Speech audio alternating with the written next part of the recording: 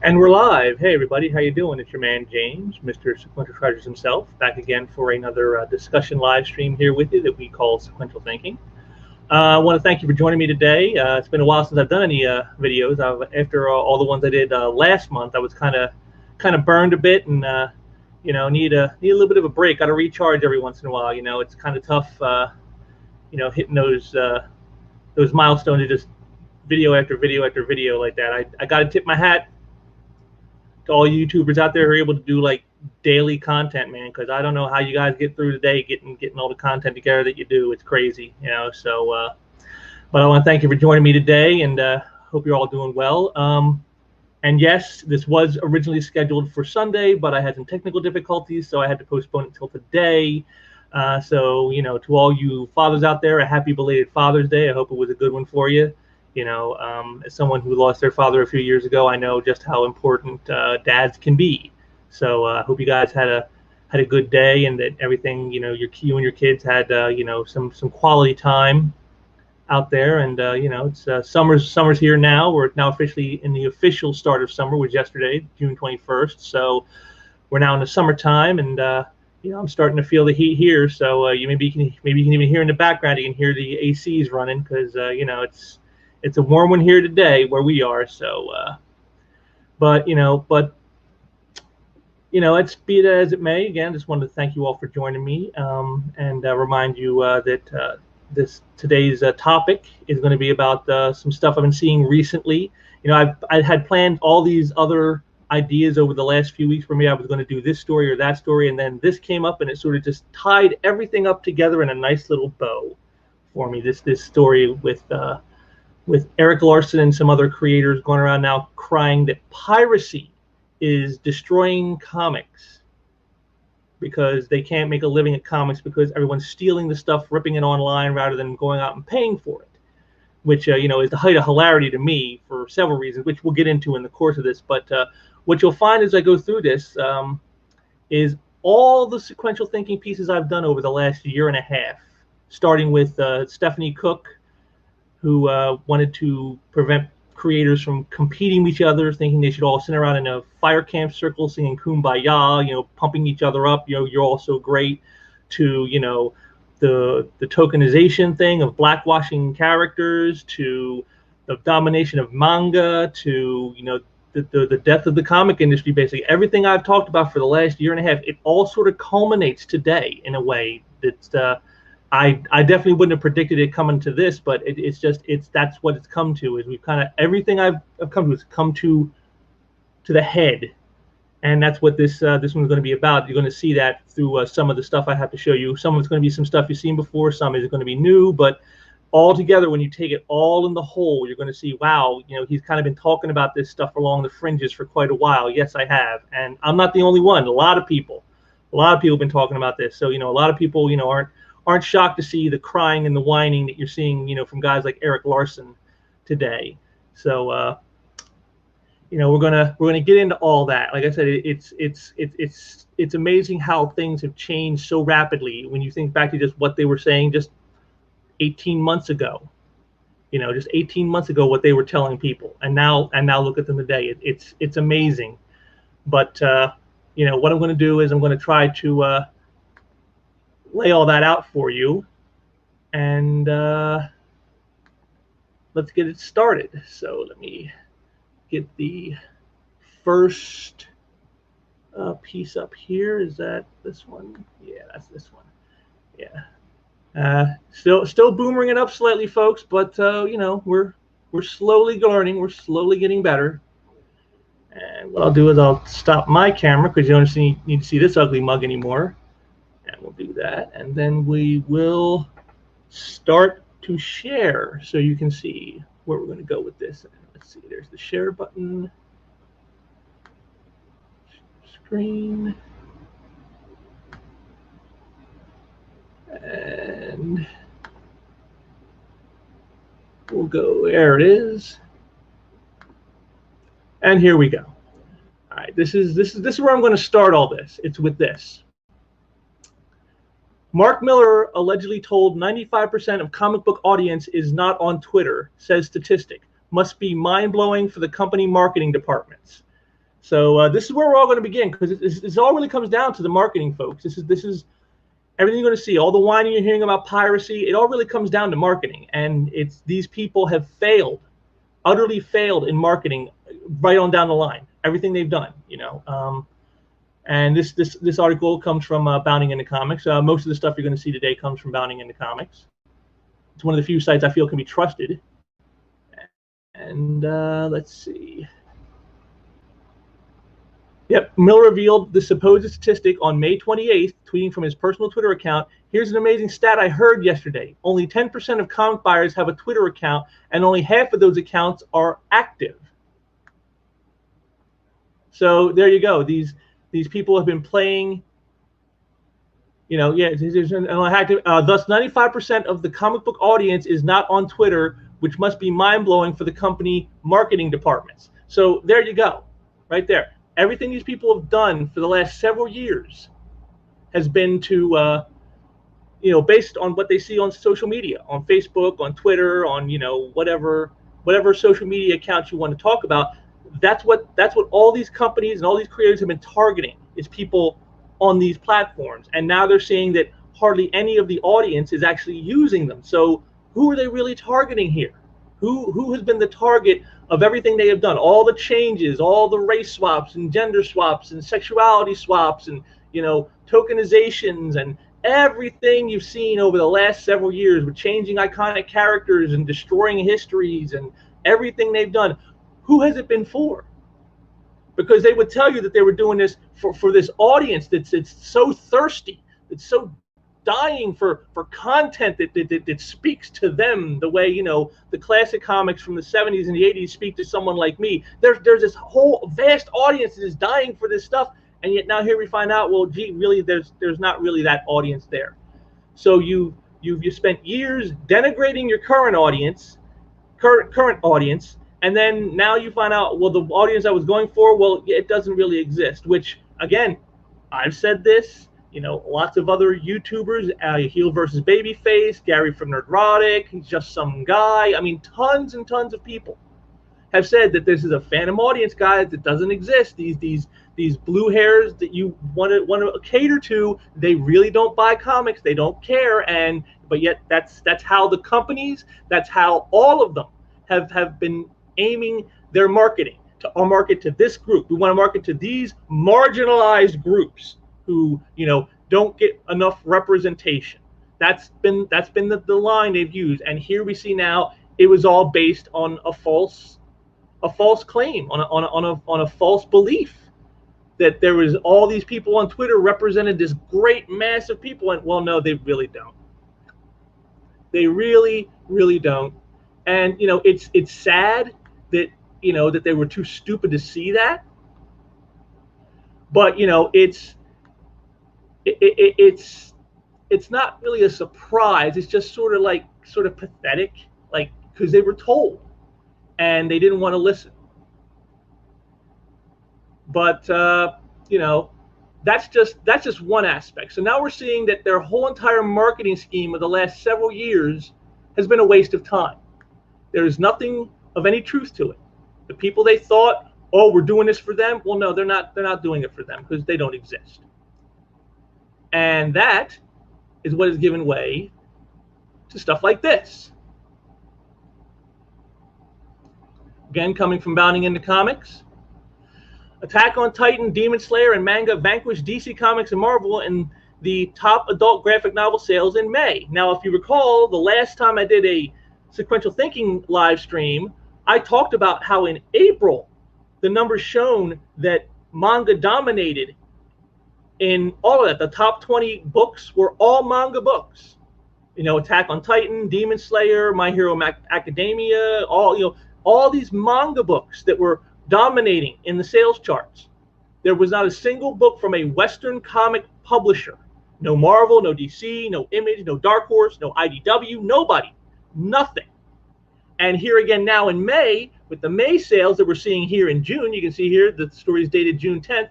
Once again, they dominate once again for the second month in a row. And I don't see this changing anytime soon.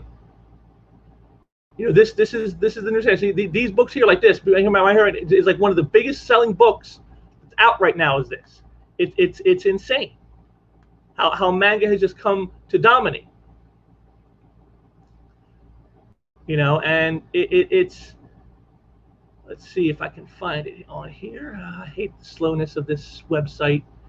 Yeah, John Trent, if you're watching this, man, you really need to get your stuff to speed up a little quicker, man, load up, because it makes it kind of hard to see it. Yeah, here we go. Yeah, there we go. I think I'm getting close to what the image I want is. No, yeah.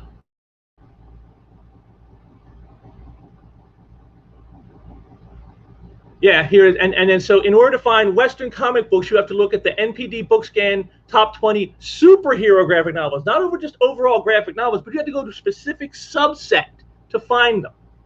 And again, here, as they state, not surprising anyone, quite a few of the entries are older titles. There are also no Marvel comics listed, with DC dominating the list with 17 entries. So even in a specified category for American comics,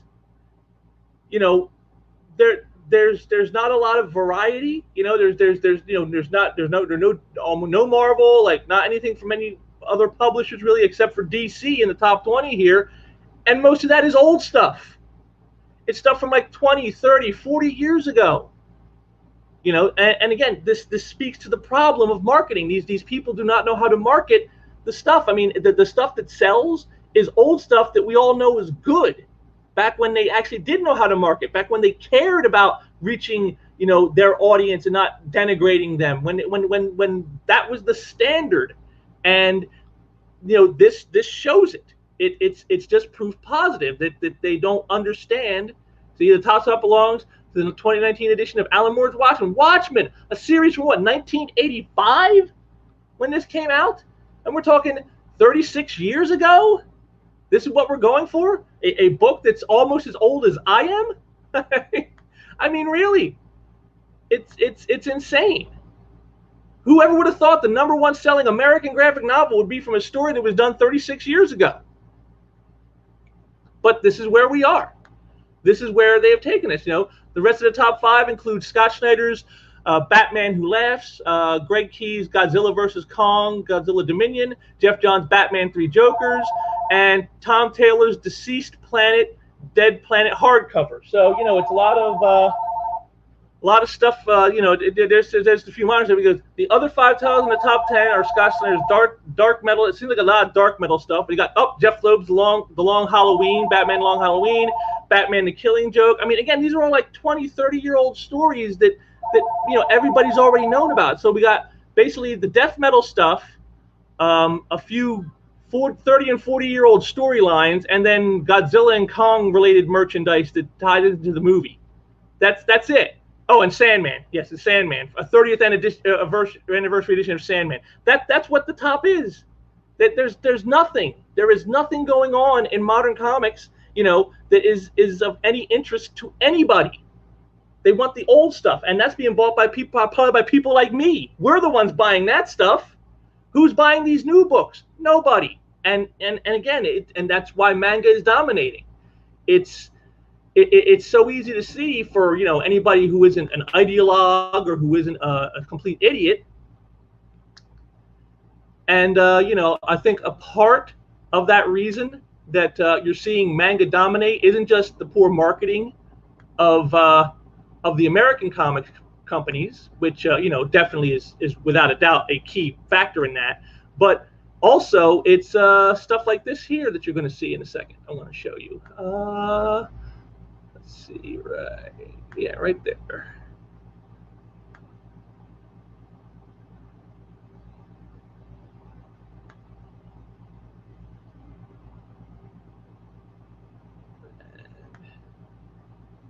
Yep. New survey shows Japanese audiences want Hollywood to stay away from anime. So there it is. The Japanese, with all their success they're having right now in anime and manga, they want the Western people with their woke ideologies and politics to stay away from their stuff. Keep your wokeness out of our entertainment. That's basically the Japanese motto right now. And again, it's just goes to show these people, they understand what's going on. They're not stupid. They know how to market, and they know what works and what doesn't, and they know wokeness doesn't sell. They absolutely know that it doesn't sell. Scrolling down here, the results of a recent survey conducted among Japanese audiences has revealed that a significant number of respondents want Hollywood to stop adapting anime and manga for the silver screen. Conducted by Japanese video streaming guide OneScreen, the survey asked 1,000 men and women in their teens to 60s nationwide a simple question: what anime manga would you like to see live action in Hollywood in the future? In response, nearly half of those surveyed, 465, answered none. What a damning indictment of the American entertainment and the Western entertainment industry, that they want none of their properties being handled by these people. It tells you something. It tells you what's really going on, and that they'd see what they've done to their own industries and what they've done to their own properties and entertainment sources, and they want no part. They want absolutely no part. So, so all these creators who are complaining about, the piracy right now, which we're about to get to here in a minute, if they think they're going to jump ship, well, I'll just go do manga stuff once the American comic market falls and completely collapses. That's not happening, son, because they don't want you. They don't want you. They're telling you straight out, we want you to stay out. We like our stuff the way it is. We like the stuff the way we do it. We don't want your woke politic nonsense being injected into our entertainment. And that's something we should have done here in the West. We should have stood up to this stuff way sooner and said something about it, because, again, look at where we're at. This is where we are. This is where you end up with such things, The Japanese are obviously way smarter than we are. And again, seeing this has got to be very disconcerting to our creators over here, to our people in the industry of comics and entertainment, because it's leading up to them ending up in a situation that they really don't want to be in. When you see these kinds of things happening. Again, we're going to share another article here with you from Bounding into Comics. Again, these guys keep them right on top of this. I love them. They're awesome. And Warner Media merges with Discovery could lead to new rounds of layoffs, potentially spelling trouble for DC Comics. DC Comics could shutter their doors from publishing. Imagine this. Imagine that. This is the longest living publisher in American history. No one has published comics longer than DC. DC was around before, any of these, before IDW, before Dark Horse, before Marvel. Even before Marvel, when they were called Timely. They were before that. They were before EC Comics. DC has been around longer than anybody. And now they're reaching a point where, with these mergers between giant corporations who are bleeding money because of all the woke politics being injected into all the entertainment sources and people turning it away and not wanting any part of that, they're seeing that, they may have to start cutting the fat. And DC Comics publications could be some of that fat.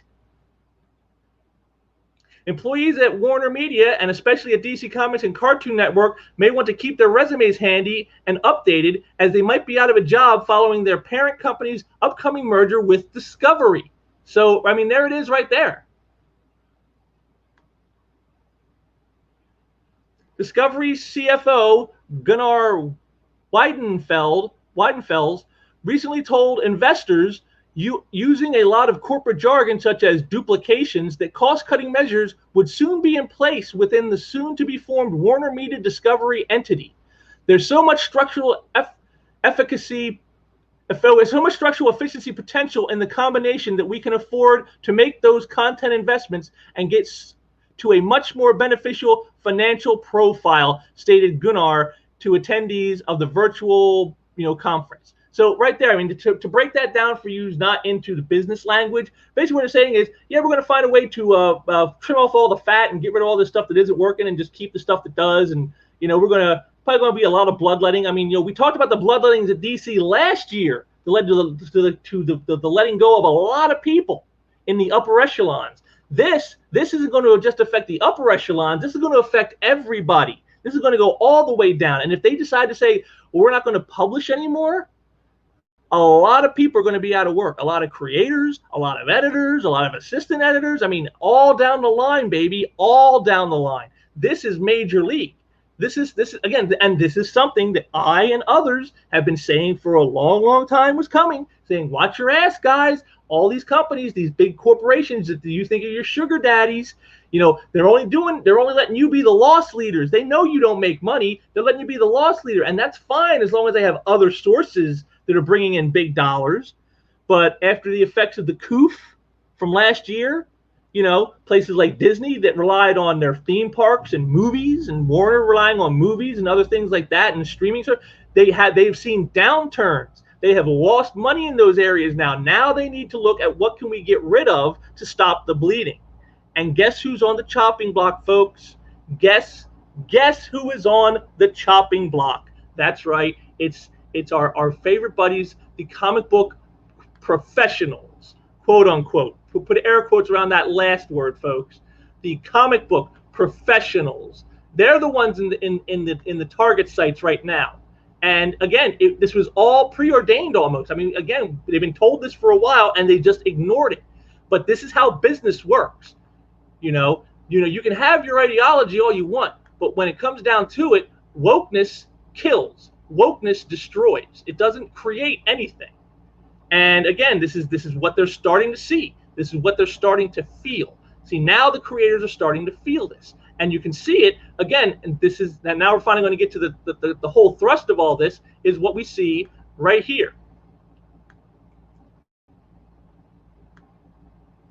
Image Comics Chief Financial Officer Eric Larson claims Marvel and DC bosses might shut down new comics production. And there it is. There it is. We warned them. We told them. We begged them. We asked them to stop this stuff. Stop insulting your readers. Stop destroying your icons. Stop injecting wokeness into every bit of entertainment and sucking all the fun and joy out of everything with your politics. Please just stop. Please. And they wouldn't do it. And now here we are. This is where we finally arrive. And we're going to go through this one. This is one we're really going to go through because again, it really brings the point out. Image Comics CFO Eric Larson recently claimed that DC Comics and Marvel Comics bosses might shut down new comics production altogether. Larson made the comments after expressing his views on piracy. Now, again, keep this in mind. Piracy. This is the thing. This is now the new talking point. See, they last year was the coup of why things weren't so good, and now this year now it's piracy, and you're going to see that it's all just distraction from what they don't want to say, from what they don't want to see and admit. He wrote on Twitter, on the piracy debate, there is no debate. It's criminal behavior. People are struggling to make a living, and you're taking what they're creating without giving them compensation. There is no justification. Interesting. And I'll explain why in a few moments here.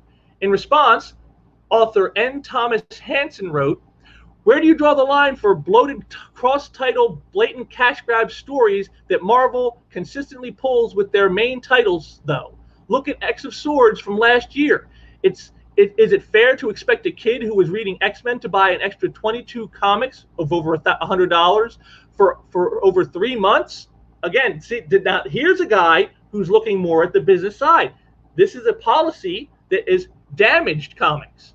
There have been several things they've done to them. This is one of them, the whole cash grab, cash grab of let's just have a huge event after event after event that never ends. That's one thing they've done. The constant rebooting has damaged comics. The writing for the trade style of writing has damaged comics. The injection of politics in everything has ruined comics.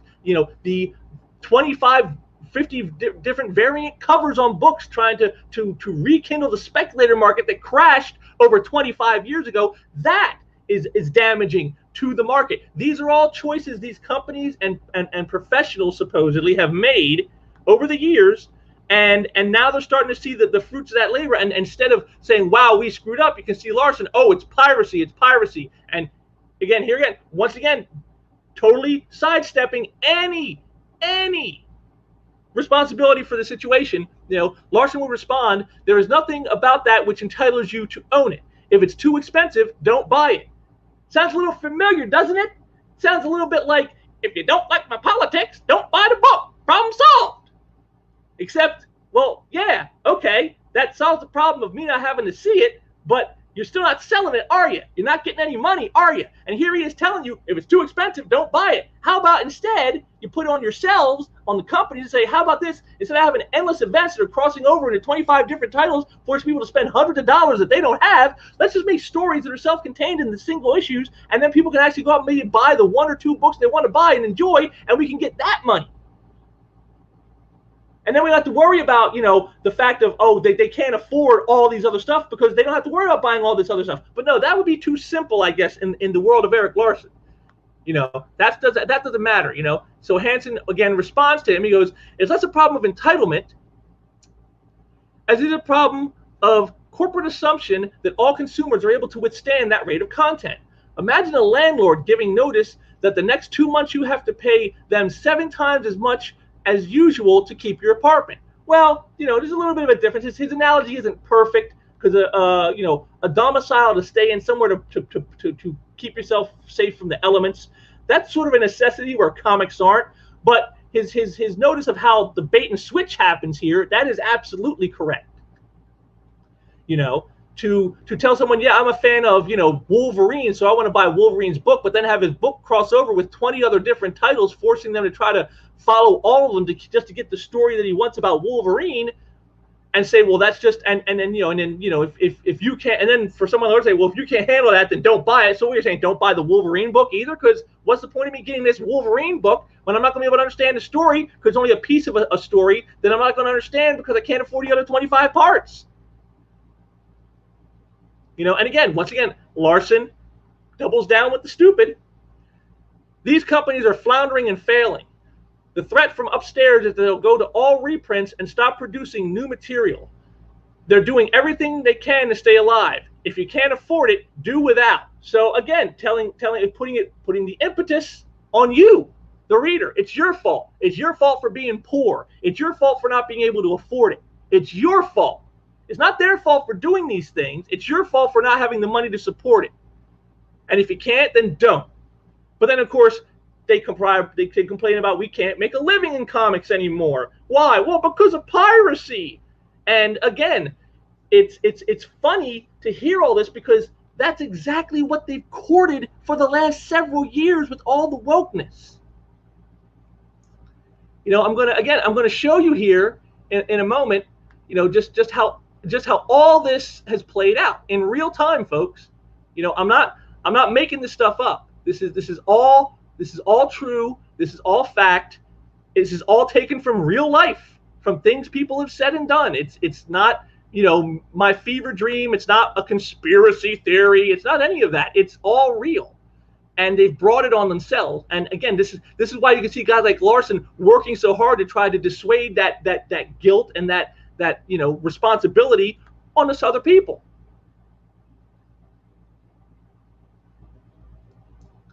And so let me get this loaded up here. There we go. And there we go. Okay. Now, as I always have done on many of these, I always try to gather up as much information as I can and post up the images for you to see and read.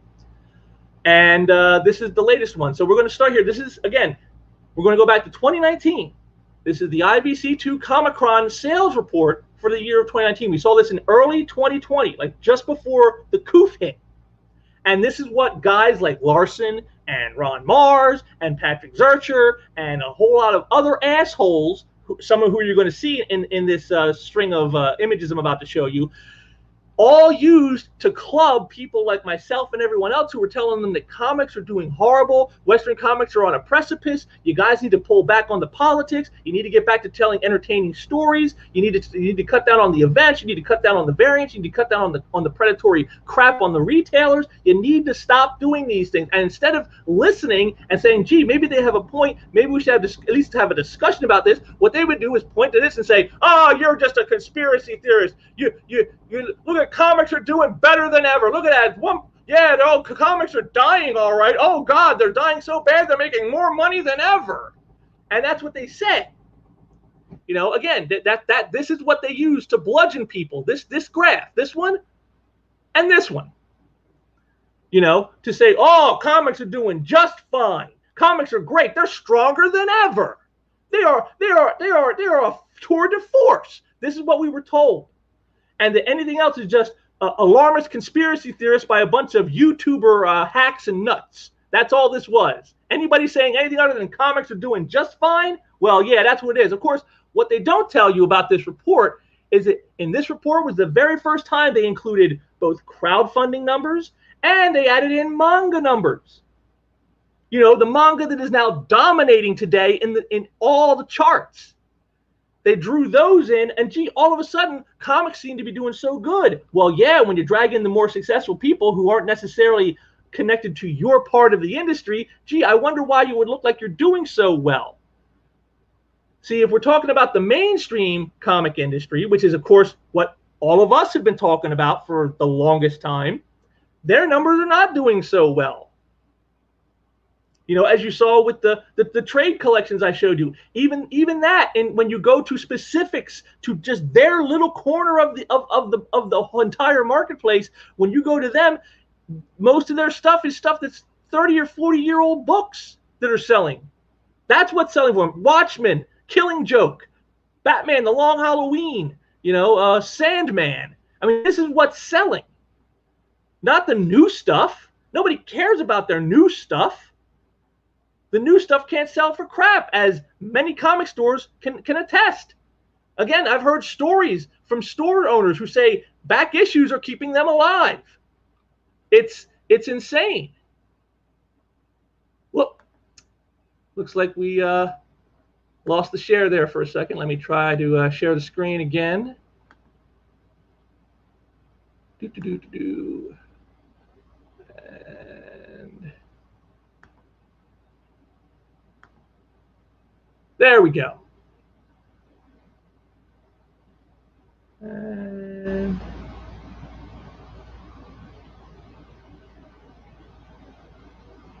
okay, now we got it up.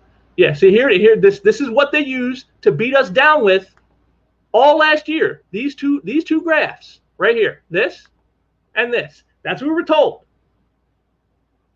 And then when they saw numbers tanking in 2020, oh, well, that's just because of the coup. That's just the pandemic. That has nothing to do with what we're doing. Comics are just fine before the coup, you see? That's what they said. And now where are we? Oh, we're here.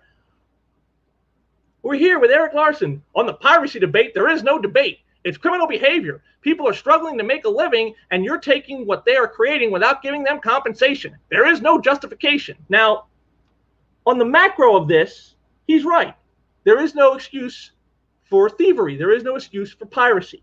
It's theft. You're stealing stuff that does not belong to you. How many of us, you know, back in the olden days, I can tell you, having worked comic shops, I had to sometimes tell kids who were sitting there reading the books, hey, yo, stop reading those books, because you're stealing the value of the comic. The whole value of the comic is you want to know what happens underneath that cover. And so if you sit there and read it without buying it, well, now you've gained all the information, and now you don't have to spend the money to get that information. You know, and so we all know what that's like. You know, we've all been there. So yes, there is no justification for it. But again, as I'm going to show you here, this is what they have courted for the last several years. This is the audience they have been going after. The audience that is doing this, that's who they wanted for some odd reason. I don't know why. I wouldn't have wanted them, but they did. And we're going to get into that now. Here's somebody here. This Dignity Dude says, you creators spend decades pushing Marxist propaganda in your books to turn young readers into socialists. but now you're angry that the anti-capitalist readers which your books helped create aren't giving you money for your work. Is that right? Yeah, well, that's kind of right in a way. Yes, it is. It's maybe not necessarily in the books all the time, but it's certainly in their rhetoric. You know, how many of these people have been down on capitalism, have attacked anybody who supports, you know, American values and American capitalism? How many of them? A lot of them have attacked people for that stuff. So, but of course, again, Larson has to deflect. No, it's not remotely right. It's nonsense. I don't know a single creator who pushes Marxist propaganda or who identifies as a socialist. What an utterly insane thing to suggest. Except, well, it would be insane if there weren't ones who were doing it. Like, oh, I don't know, good old Mags Visaggio. Good old Mags. The she-man herself. Re, yesterday's stupid bullshit about Mal's shoplifting comic. I see people saying, but the cashier might get fired, and I'm thinking, when did we start blaming poor people for the actions of capitalism? Well, gee, that sounds kind of socialist, don't you think? That's what socialists think about capitalism. It blames poor people for their actions that is not their fault. It's all the fault of capitalism. That's a socialist idea. And you might say, well, oh, that would, maybe she didn't mean it that way, or I took it out of context. No, they of course double down. You know, if Jack fires Jill because Joe shoplifted during Jill's shift, that's Jack's fault, not Joe's. Joe didn't fire her. And here I thought be gay, do crimes was the anti-capitalist message we were all behind. People are out there condemning Mallory's for depicting people are out there condemning Mallory for depicting an act of shoplifting that might theoretically, in the real world, have led to someone's termination, as if she herself was doing the firing, pitting the poor against the poor. That's what capitalism wants. I'm sorry, watching people turn on Mal for doing a comic about something poor young queers do all the time is absurd. Lots to unpack in that one. First of all, once again, doubles down on the anti-capitalist stuff, and then throws in be gay, do crimes, something poor young queers do all the time. So what are you saying? You're saying the LGBTQ plus community is a bunch of thieves? I mean, is that what you're saying? Because that's what it sounds like. Oh, well, they're poor, and so it's okay. Oh, it's okay to steal when you're poor? It's okay to steal if you're gay and poor? Is that what you, is that what? But again, just like with Larson, no personal responsibility whatsoever in any of this. It's all on somebody else. It's someone else's. It's capitalism's fault. It's the business owner's fault. You see, if Jill gets fired because Jack steals, that's not Jack's fault. I mean, if Joe steals and Jill gets fired because she was the one in charge at the time and failed to prevent that, and Jack fires her, well, that's Jack who's the problem, not Joe. You see, no personal responsibility whatsoever. So, you know, there you go, Eric. If you're watching this, Eric, there you go. Here's just one example of someone who does espouse anti-capitalist socialist views right here.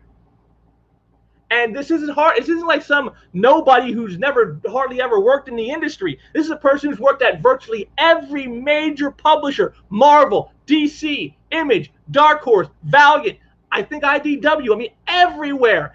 Every major publisher has had Mag's books on the shelf, where they end up staying and dying, of course, but that's a whole other matter. But so this is not some small-time, you know, indie guy who's doing some book he's selling out of the trunk of his car. This is someone who has had lots and lots of mainstream publication and press. So that's what they're espousing. They're espousing the very thing he says, oh, nobody does that. Well, I guess here's nobody. I guess you're calling Mags a nobody then, right, Eric? Better watch your butt, buddy, because, you know, the LGBTQ plus community doesn't take kind to you insulting trans folk that way. They'll come for you. They'll come for you, man. They'll come for your bald ass. Trust me. But, of course, it still doesn't end, so we'll continue on with Eric. Here's Mike McKnight, who says, perhaps they should quit alienating lifelong fans and quit substituting badly written propaganda for competently written, enjoyable stories. Well, gee, that sounds a tad familiar, doesn't it? Isn't that like what, I don't know, every single longtime comic fan has been saying for the last 6 years? And again, Eric, fake stupidity. I've been writing and drawing the same comic book for the same way for the last 29 years. The only difference is that 29 years ago, when Savage Dragon punched a Nazi, nobody thought it was a subtle dig at them. So now it's their fault. It's the audience. So if he does stuff that shows punching a Nazi and you see yourself being reflected in that somehow, that's on you, not him. Because it's not him taking a dig. It's just you reading way too much in because, well, I guess you must be a Nazi.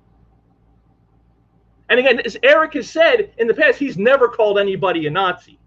I've never called anyone a Nazi. Well, you're kind of doing it right here, buddy. But again, once again, it's on the audience. It's not on the people creating it. It's on the people viewing it. And again, it's something that has been said by others.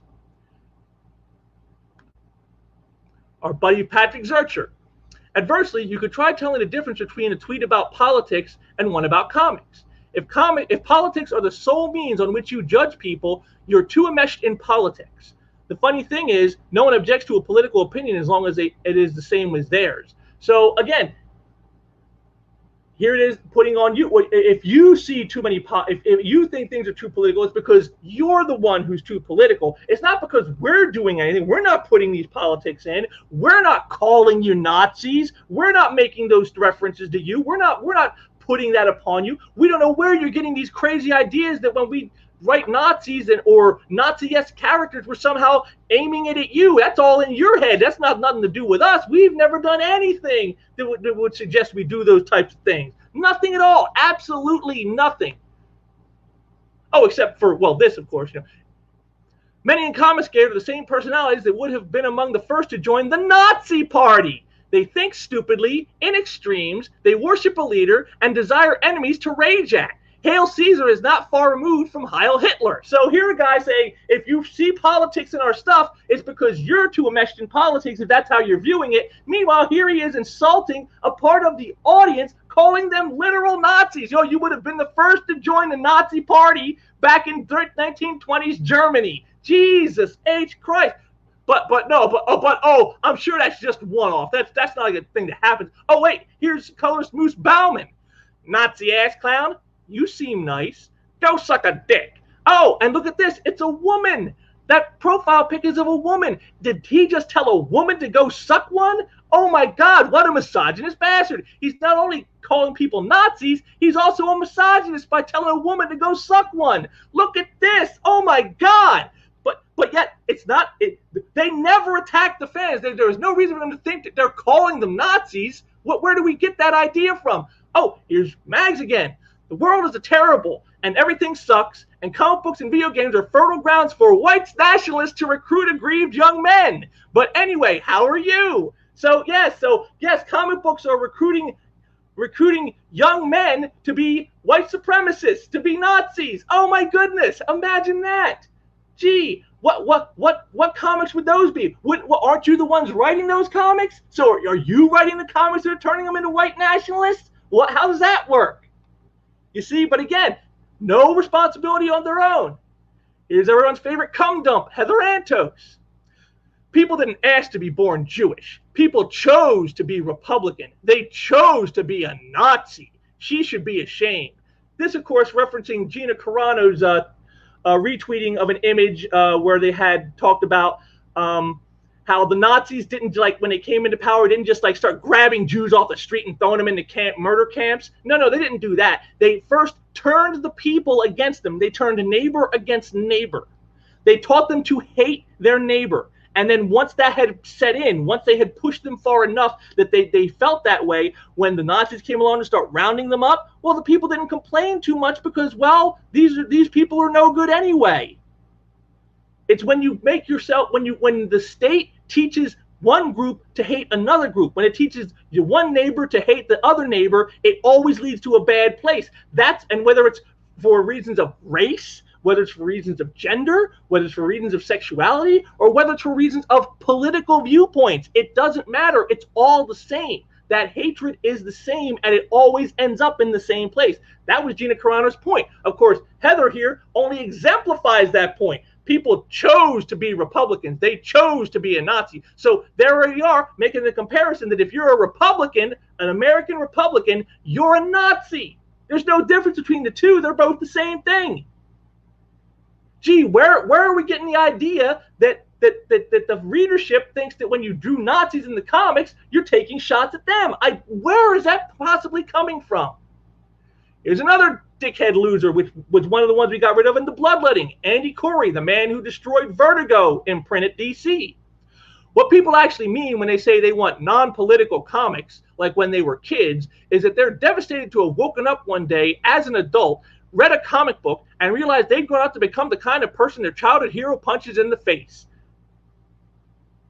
So again, once again, a veiled reference to Nazi, because we all remember a few years ago what the big line was: punch a Nazi. Well, who's a Nazi? Well, according to Heather Antos, it's a Republican. So there you go. That's all you got to do. Are you a Republican? Oh, well, you're a Nazi, so I can punch you. And this is, here you go, more of the same. More of the same. Just attack after attack after attack. I don't know where the fan base can get these ideas from. And even Eric himself, you know, someone replies to him, okay, well, that's what people are talking about when they complain about politics and comics. Nobody is complaining that Cap punched SS troops. They're complaining that some creators seem to think they need to bend over backwards to annoy and denigrate any conservative readers. Yes, that is exactly right. You're attacking part of your readership because of what you perceive their politics to be. That is what you're doing. That is why they don't like that. That is why when you draw, you know, Savage Dragon punching a Nazi, they think it's a veiled shot at them. That's where they get that idea from, because of this very thing. But does Eric address that? No, he sidesteps, as he always does. People bitch about all kinds of things being political. If Captain America punches a Nazi today, it's viewed as a veiled criticism of President Trump because Nazis support Trump, and he called them some very fine people. So once again, there it is. He's calling people Nazis. If you support Trump, you're a Nazi. That's all it is. You're a Nazi because Trump's a Nazi, because he said they're fine people, except, as we all know, that was completely debunked. That's not what Trump said. When you watch the full clip, you see what he says. He says the white nationalists and neo-Nazis should be condemned totally. That's his exact words. How much more can you say to say that you're not for those people when you say to condemn them totally? But of course, facts don't matter to someone like Eric Larson, especially facts that contradict the narratives he wants to believe, such as all Trump supporters are Nazis. But then, see, this is why when they say, when you draw your Nazis in your book, gee, why do you think it's a veiled shot at you? Well, maybe this is why, because you're busy calling us those things. When you're calling people that, when you're using that term to silence and shame people. Maybe that's why. Just one of the reasons you've driven away so many readers, that now piracy seems to be a problem. See how it's all sort of interconnected? And again, he's never been shy about this. Here we are here. Savage Dragon punching George W. Bush. Even here the title, Bushwhacked. You know, there it is. What is this? You know, is this, how are we supposed to take this, Eric? How is this supposed to be seen by the public? If you're a Republican, you deserve a punch in the face? Is that what, I mean, that's what this says. But yet, when it's his guy, oh, well, there you go. Can't do that with Obama. He gets a thumbs up. In fact, he's even get the classic hero pose with hands on hip. Oh, my God. And again, here we go again. Orange Man bad. Oh, look at that. He's directing the people to attack the poor Savage Dragon and his Asian girlfriend. Oh, what a monster. And look, all the people. Look at all the people that they're all white. You got the skinhead. You got the guy in a wife beater. You got the woman with her hair in curlers and the dress that doesn't quite cover up enough. You know, all the classic redneck stereotypes being directed by the evil orange Blorf man. Oh my goodness, he's so evil, he's so bad. And yet, here it is. Once again, it's signed by a guy who said that if you didn't know if you were going to vote for him or Trump, you ain't black. Side by side with a woman who, when she's not busy on her knees to get power, locked up hundreds of thousands of people in prison for drug offenses. Minority people, not white people, minority people. So these people they're great. You know, the evil orange man is a racist, but these people are great. Never mind that these people have actually done the things that have actually harmed the black community probably more than anybody else. That doesn't matter because, well, they got the right politics. They have my political view. They're not Nazis. Even if they're doing what Nazis do, they're not really Nazis. This is why people feel that way. And again, Eric knows this. He's feigning stupidity, but he knows the truth. But we continue on, this time with Esper100, who says, why are you in denial about this? I stopped buying comic books because of the shitty behavior from comic pros, and they don't want me to buy their books. I have zero interest in reading them for free. Why won't you believe the customers? Again, very valid questions. Very valid questions. Again, and once again, Larson says, because you speak for you. You don't speak for all readers. If you did speak for all readers, comic books couldn't exist because nobody would be buying them. Since comic books do exist, you can't be speaking for all readers. The projection in this, my God, there you could line up a mile of movies projectors themselves to project, and you have less projection than you are from Derek Larson right here. This guy to say that you don't speak for everybody. This guy who supports people and movements who do things like say change the name of the football team the Redskins because it offends Native Americans. Meanwhile, when you ask Native Americans, yeah, are you offended by the name of the team, the Redskins? They're like, what? No, I don't care about that. My God, I got problems in my own community. We got drugs and alcohol problems and domestic violence and criminal gangs. And we got all kinds of problems in our community to worry about. We ain't worried about a damn football's team name. Jesus. So here he is. He would take offense on behalf of others who aren't really offended and speak for them, even though that's not what they say. But yeah, here this guy can't speak for all readers because they're not all readers. And again, to say that, you know, it's because if comic books wouldn't exist because no one would be buying them, well, that's exactly what he's crying about now. You're not buying the stuff. You're pirating it. You're stealing it. There's no excuse for that. There's no excuses and no justifications. So they aren't buying it, Eric. That's your whole point in all of this. I mean, talk about shooting yourself in the foot. Jesus. But again, his treatment of the consumer here is nothing new. Here's the cum dumper self. Comic professionals aren't customer service representatives. Well, yes and no. Yeah, they are not them because they do a really lousy job if they are. But yes, they are supposed to be, especially today. I'm sorry, in the modern world of the 21st century, you are customer service if you work in comics. If you are the writer, you're the artist, you are now, and you're putting, you know, your stuff out on social media, and you put in your bio that you work on these books. Yes, you are now a representative of the company. You are a representative of the product. You are a representative of customer service. That is exactly what you are. All of you, from the editor to the assistant editor to the writer, the artist, all of the letterer, all the way down the line. Every single one of you are customer service representatives. When you are out there on social media, touting your works in your bio, if not actually making posts about them, and then when you go and attack the readers the way we just saw, yeah, you are definitely failing in your duties. But here we go. Hey gang, friendly reminder of the basic rule of life: don't be a douchebag. Oh, you mean like by equating Republicans with Nazis? You mean that kind of douchebaggery? Is that what you mean, Heather? Is that what we're talking about? Is that, or is that douchebaggery okay? That's okay because it's your douchebaggery? Oh, I see. I see. So when someone calls you a cum dump, well, that's being a douchebag. But when you call them a Nazi, well, that's okay. That's perfectly justified. Get out of here. The hypocrisy of these people, the utter gall. And we got shit-stain Ron Mars. Numerous. Actually, you need to listen to your customers' tweets in my mentions this morning. Gee, I wonder why that would be. Could it be because you don't listen to them? Could it be because you attack them on the regular? Could it be because you call them Nazis and worse? Could it be because you don't actually talk about your work as much as you talk about your politics, about how much you hate who the president is, about how much you hate Republicans or whoever or whatever, or how this cause du jour is what everyone should support even if they don't believe in it because otherwise you're a racist? I mean, these are the type of things these people, I mean, just look, if you look at their timelines on their social media, it's politics, politics, politics, politics. And maybe if you're lucky, they'll throw in a few bones about comics once in a while. Really, the only place you're going to see them talk about comics very much is in their bio most of the time. That's it.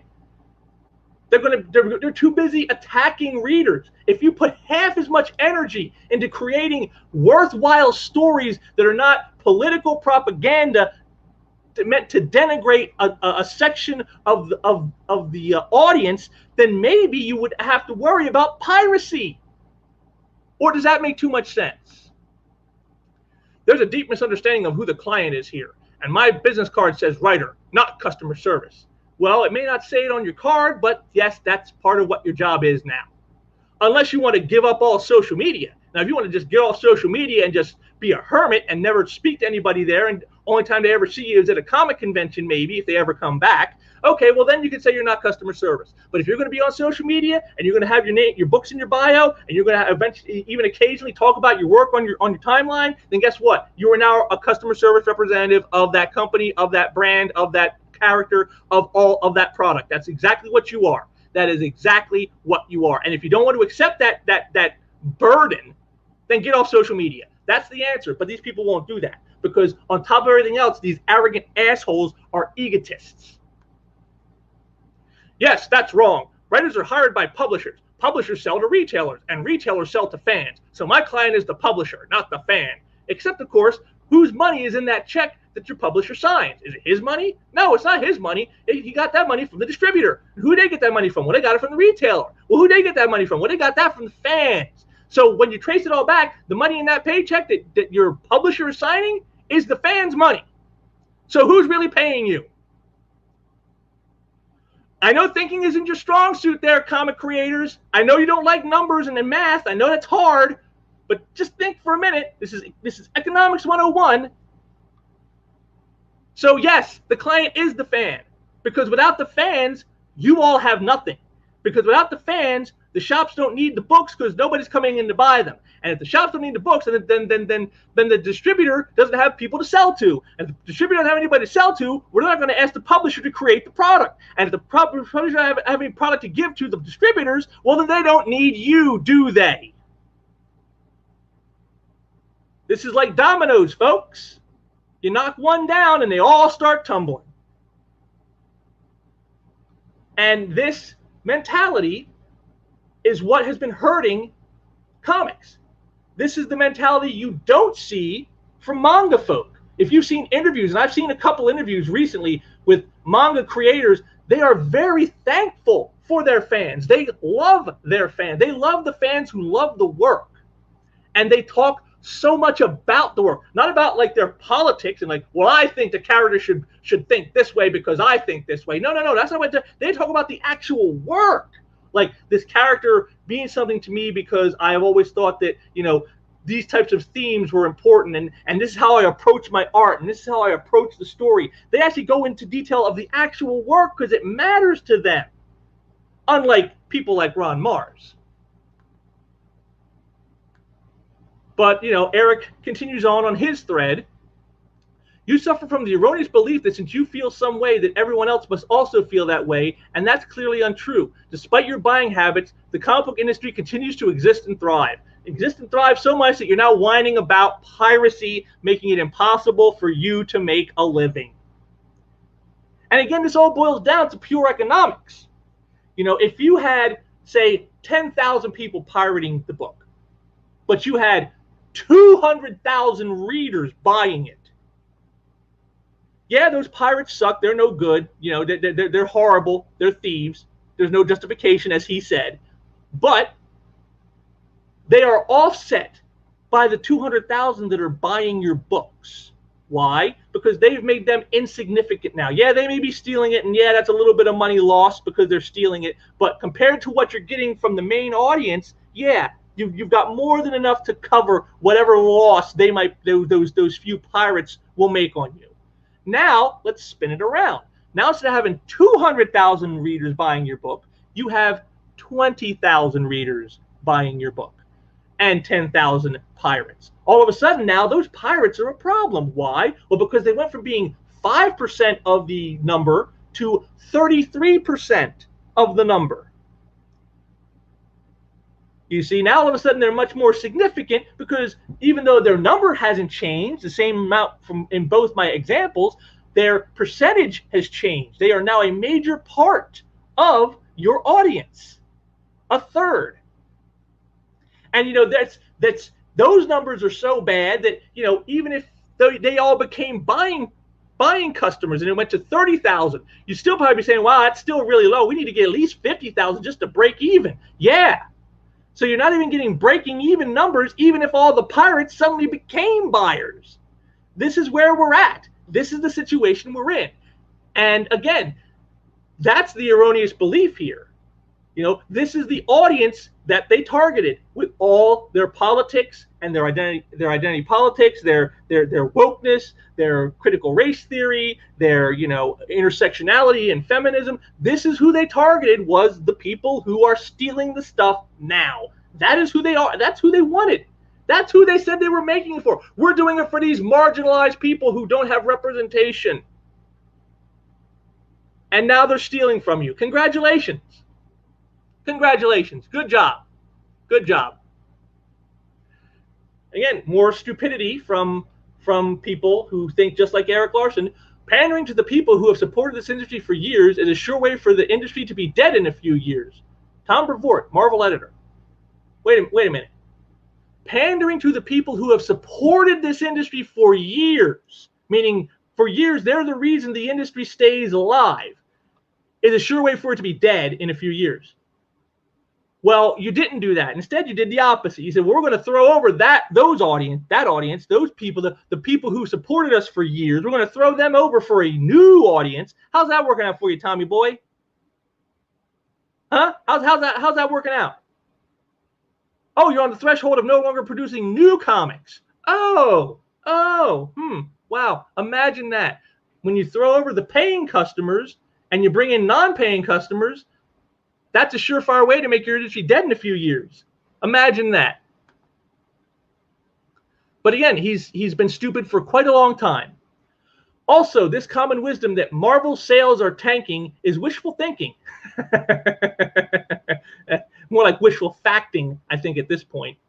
This has been Marvel's third most profitable year ever.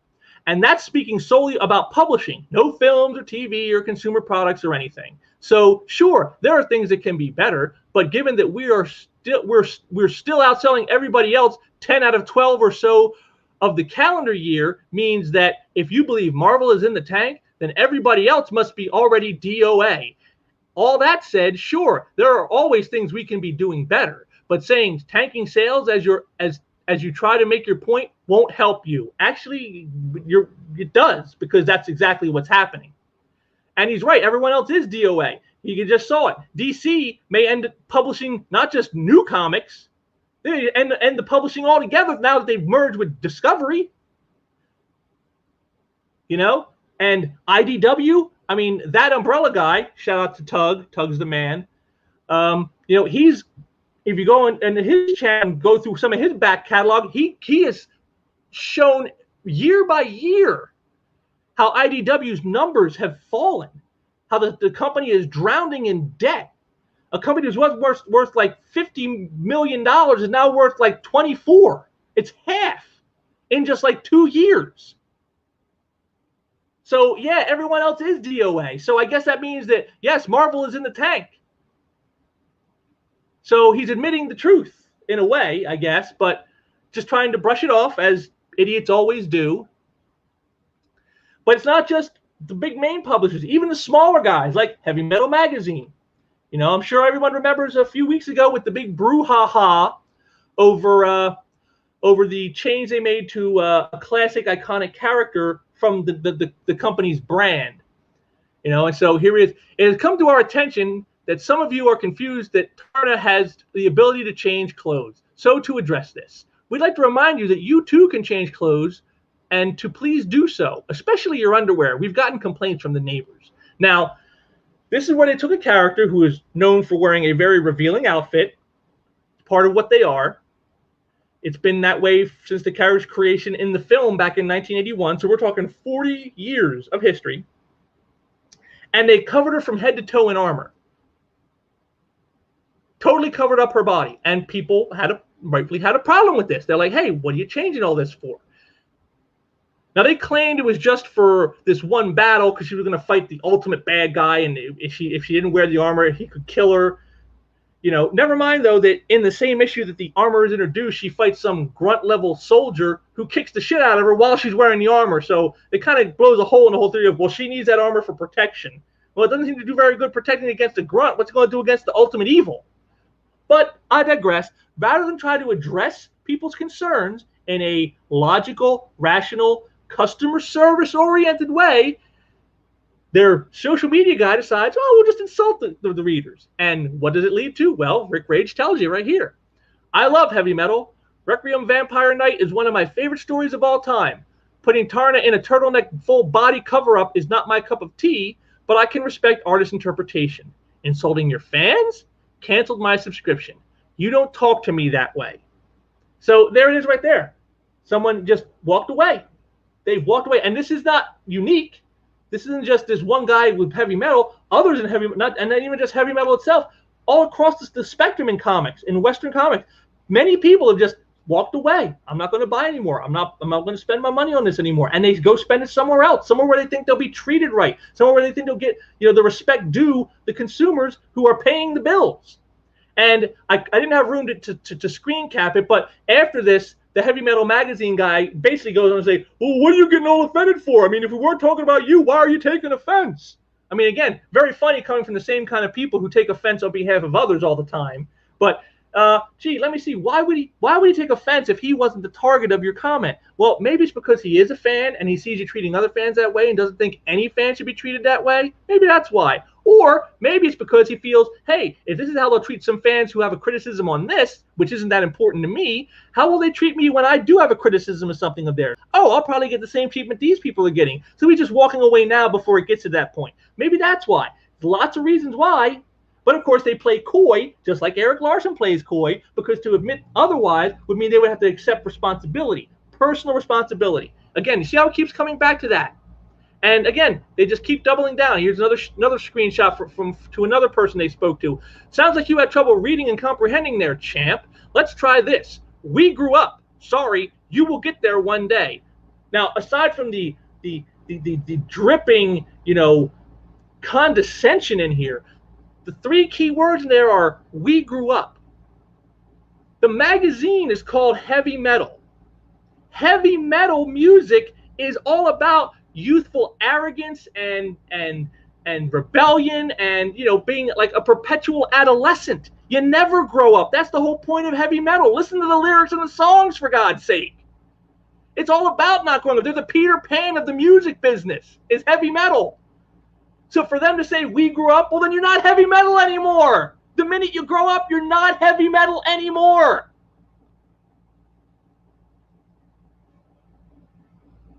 I mean, they don't even see it. They don't even see it. You know, Steve Becker, the changes suck. Respect your fans. Pretty simple and succinct, I would say.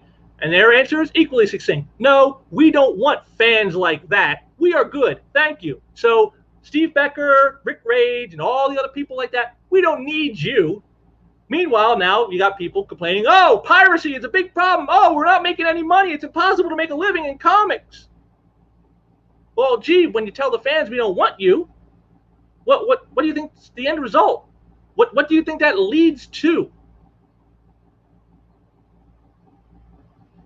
You know, we don't want fans like that. Fans like what? Fans who care? Fans who beloved the creations that have made you guys able to stay in business for decades? You don't want fans like that? Well, then you don't want to stay in business. That's all that says. And hopefully they'll get their wish. And we come back to Eric again. Shaming people doesn't change hearts. And yeah, it does suck to put all that effort into your work only to have people take it. But there are still good people in the world who do support us, and they should be our primary concern. My God, the irony, the utter irony. Oh my God, shaming people doesn't change hearts. You mean like when you compare them to Nazis because of who they vote for? Like when you tell them they're bigots because they won't put a BLM hashtag in their bio, because they don't believe that you should judge people based on the color of their skin, but on the content of their character, because they don't believe that women in the West are oppressed, because they don't believe that minorities in the West are oppressed, because they think that meritocracy is not white supremacy. Shaming people for those kinds of things, shaming them because they say you shouldn't let the state make you turn on your neighbor for political reasons, because they say these types of things, where you compare being a part of one political party is the same as being a Nazi. You know, those kinds of shaming tactics, Eric, is this what we're talking about? Gee, I wonder why so little has changed. And, you know, making the people who support you the primary concern, if you did that, you wouldn't be where you are right now. You didn't want those people. You and the Kelly Sue DeCuntnicks and all the rest, the Ron Marses and the Gail Simones and the Dan Slotts and the Mark Wades and the Tom Brevorts, you all basically told people, we don't want you. You don't matter. You're unimportant. We don't want your money, bigots. That was said to us directly. Is that showing primary concern? I don't think it is. Again, but this only comes out now because you're in dire straits. That's what it took. It took for them to have to basically be leaning over the edge into the precipice of seeing the burning pit of hell and going, oh, gee, maybe I should be a better person. Yeah, you think? Gee, we've only been telling you that for years. Maybe you should have listened. I mean, again, just the utter irony of him, of all people, saying this. Which, you know, that's why manga is now dominating. And, of course, then you get things like this with Jerry Conway. American comic book artists are taken deservedly to task regularly for outrageous sexist treatment of women.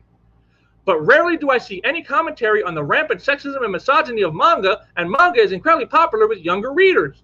Well, gee, Jerry, I wonder why the Japanese don't want assholes like you working on their properties. I wonder why that is.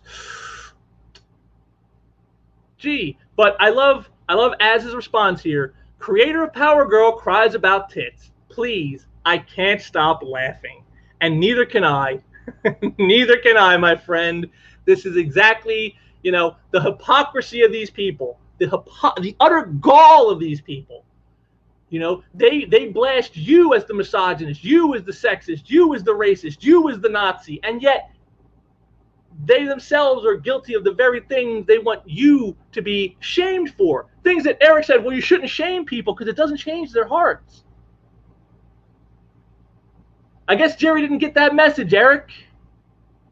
He's not just shaming American comic fans, he's shaming international fans. I mean, couldn't this qualify as hashtag Asian hate? Calling them sexist and misogynist because of the stories they tell in their comic books? Like I said, it's always a double standard, always a different standard for them than it is for you. And that's why we're going to continue to see this. You know, this was April's numbers, and then you saw, well, I saw you the show, and in May was the same thing. I'm sure June will be no different. This is what we're going to see from now on. This is the new standard. This is what because this is how poorly these people have marketed. You've seen all the stuff I've shown you up to this point. That's their marketing plan for their work. That's them marketing to their audience. This is how they say to market to audience. Tell them they're bigots. Tell them they're idiots. Tell them to change their underwear.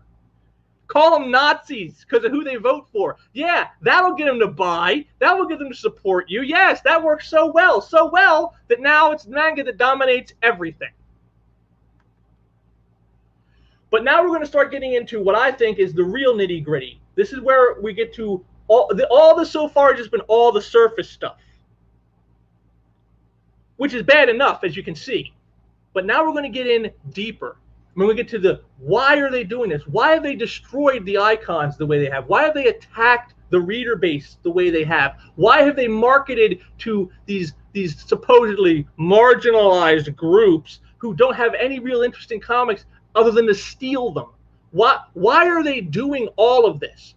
And here, Eddie Robson, who I believe works in television and film, he tells you a little about this. These next 2 tweets are going to kind of spell out what the mindset is. And you always get people saying, why not create new characters who aren't straight white men, missing the point that characters like that are being created all the time. But it's hard for them to compete with famous, iconic characters with decades of history behind them. Note the key word there, compete. Again, what was my very first sequential thinking piece about? Competition isn't evil, it's necessary. That's how you improve. By going against those who are already good and having to prove that you are just as good or better. And you then have to push yourself, and you have to strive, and you have to take risk, and you have to push harder. And that's how you become good. And that's how you become great. And that is how eventually you become iconic. You know, Spider-Man wasn't iconic the first issue he came out. Neither was Batman or Superman or Wonder Woman or the Hulk, Iron Man, Thor, Cap. None of them were out the gate super icons. It was only because the people who created them actually created characters that were based on something more than just their surface identity. We don't relate to Spider-Man because he's a white male. We don't relate to Batman because he's a white male. We don't relate to Iron Man because he's a white male. It's about the characters that they are, the things they represent. Spider-Man, Peter Parker was bullied. We all know how that feels. Most, if not all of us, have felt the sting of a bully. I know I certainly have, more than a few in my day. So we all know how that feels. We all know that how we wish we had power to strike back at those types of people. And he got his, and he got selfish the way we might be selfish.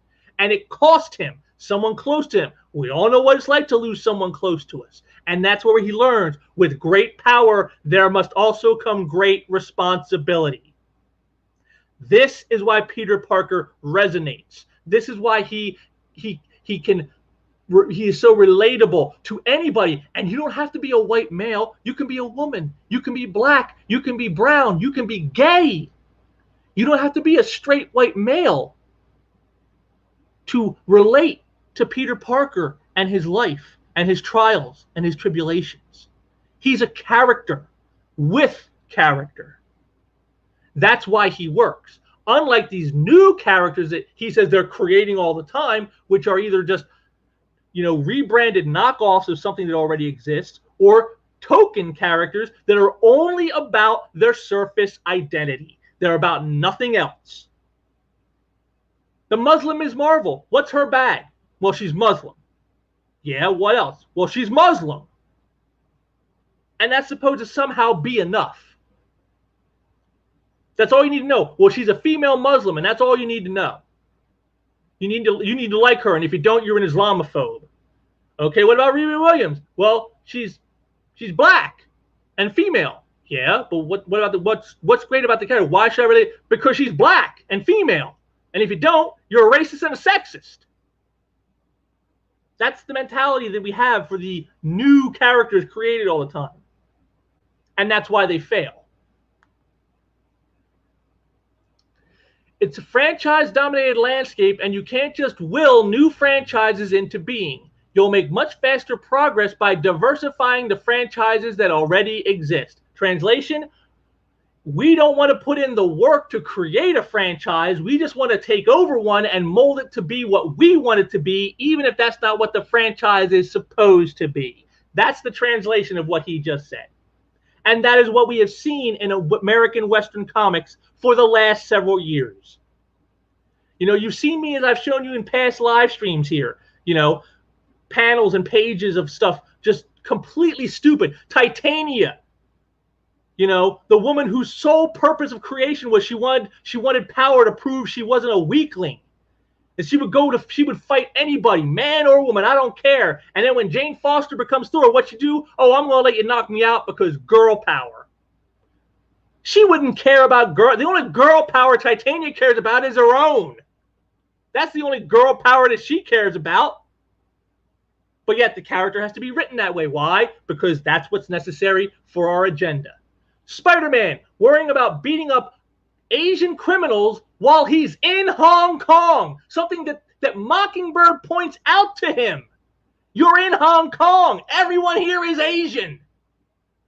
You're not racist because you're beating them up, but just because you're white and they're Asian doesn't mean you're racist. You're beating criminals. You're not just beating Asian people on the street. You don't just go up to the first Asian you see and whipping their ass. That would be racist. These guys are committing crimes. You're a crime fighter. You're a superhero. It's what you do.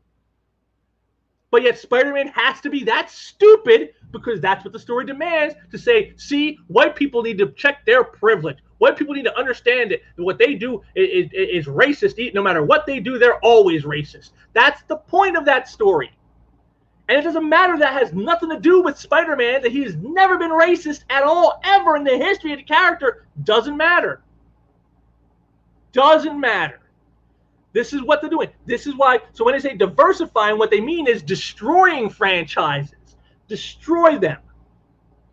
Because then when all of it is destroyed, you can come in and do whatever you want, and maybe that will be, and now we're all on equal footing, otherwise known as equity. These icons are already way up above these new characters, so we got to bring the icons down to their level. That's what this is. It's horrible. It's why the work sucks. It's why it doesn't sell.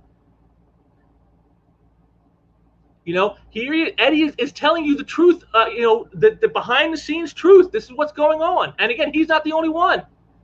Here's Fat Boy Dan Slott.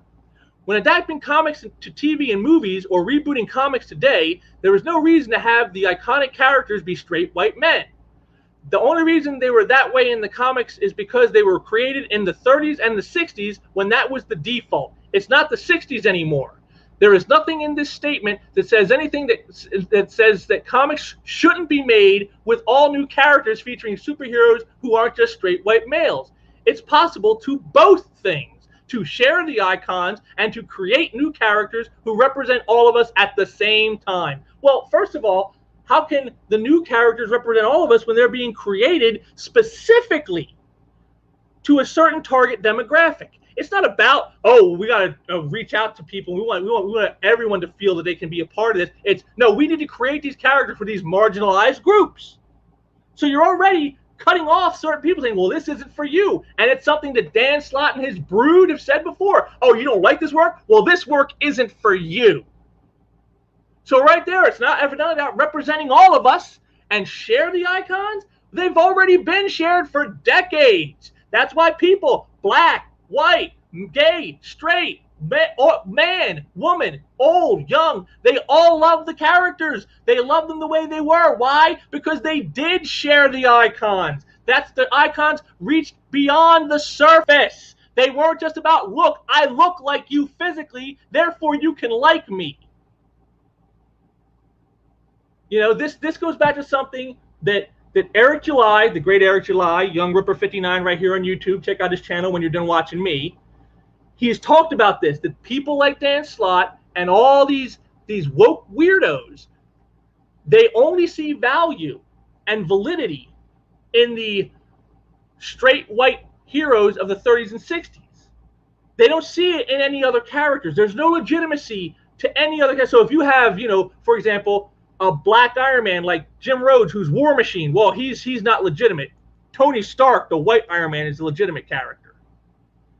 You see, they don't see legitimacy in it, and you can prove that because they don't even do it with original characters that are not white.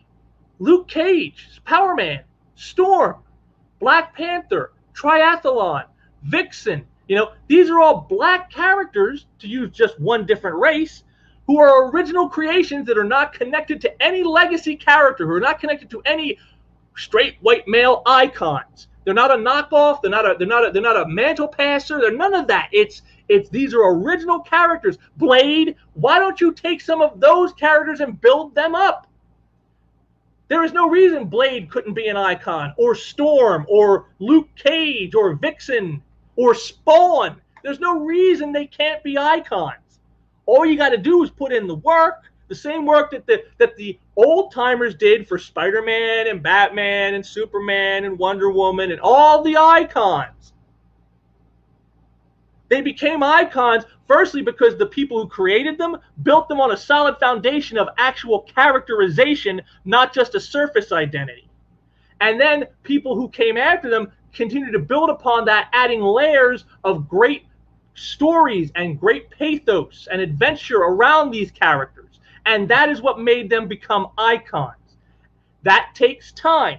That doesn't happen overnight. But here you have original black characters that you could do that with. You could build them into those icons, and they don't.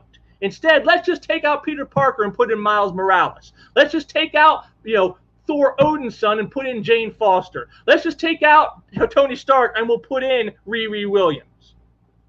Because that's easy. That requires no thought. That requires no real effort. And best of all, for these people, these blue check marks like Dan Slott, they get the virtue signal. Look at how virtuous I am. I got rid of an evil, straight white male character and replaced him with a transgendered, lesbian, female, Muslim.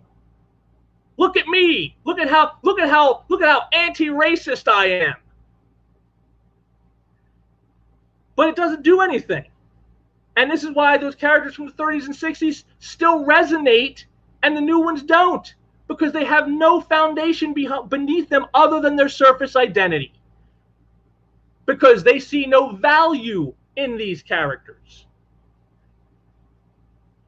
The people making your new creations don't really see them as anything of value. They're only good for what the surface shows. And that's why the work fails. And then we get to Jerry Dugan. And this to me, this is going to be specifically, whereas the other guys sort of more broadly in things, Jerry Dugan, I'm going to get specific with the comics. He really hits it up with exactly what is wrong with current comic creators. The folks collaborating on the X-Men related comics are cooking up the biggest stories in comics right now. That's not saying a whole lot. The goal is to have fun, thrill our artists and editors, and give readers what they didn't know they needed. The goal is to make the artist happy. Everyone else is along for the ride. So right there, they're already telling you, audience, you don't fucking matter. You do not matter one iota. It's that we have fun, that our artists and editors and creators, we're the ones that are happy. We're the ones having a good time. You can come along for the ride, and if you don't like it, well, screw you. We don't want you anyway. Of course, they want your money, though, which is why they're whining about piracy now, but I digress. It goes even further. He's going to show you just how much he doesn't want readers. Please do not give us your great story ideas. They are for you to exploit. Please do not behave in an unhinged manner about the comic books to the folks working hard on them. Be cool. Reign of X is here. Hope you dig it. But we sure as hell are having fun. So right there, behave in an unhinged manner about the comic books is translation. Don't criticize us. Don't criticize the work. Don't criticize that it's lacking. Don't criticize that it's horrible. We don't want to hear it. We don't care what you think. We're having fun. We're enjoying ourselves. You don't matter. This is why piracy is going on. Because who would want to support people who think this way? Who would you want to pay for someone who looks at you with such utter contempt? Would you want to support a guy who thinks you're less than nothing? I wouldn't, and I don't. I haven't picked up a Marvel comic in over a decade. Except for maybe some back issues. But I have not picked up a new Marvel book in over a decade, precisely because of this mentality right here. They let it, he's saying the quiet part out loud. This is how bold these people have become. There was a point where they would try to maybe, use some comfortable euphemisms to hide what they're saying. Now they're just basically coming out and telling you, we don't care what you think, audience. We're doing this for us. We're doing this for our peers. We're doing this for Twitter likes. We don't care if you like it. Just give us your money and shut up. That's their mentality. And that's the surefire sign of failure. And this is what you get for all that, for all the fun that the creators are having. What is that giving you when they don't care what you think? Well, it gives you this. And it gives you this. I mean, this is horrible.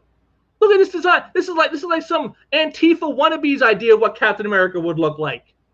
And, you know, the funny part is this is a Filipino girl, supposedly, and her name literally translated from Filipino means heroic genitals. I'm not making that up. Look it up. People found this out. I couldn't believe it. But as bad as this is, this is even worse. You know, we talked. I made mention about the offense people like Eric Larson and his ilk take at people who were upset at the Redskins name for the football team taking offense for Native Americans. My God, this is way more offensive to Native Americans than the Redskins name. This is more offensive than the characters in the past that they said were like this, like Apache Chief and Warpath. I mean, granted, you could say, well, they were kind of stereotypical. Yeah, they were. But guess what? They at least had a cool design, if nothing else. Warpath's original uniform, that was cool. Apache Chief, he was sweet looking. You know, he looked like yeah, I could see that's pretty sweet. This, my God, the Indian from the Village people is more culturally respective to these people than this is. What is this? But yet this is what you get when the creators are having fun. This is their idea of fun. And also of inclusivity.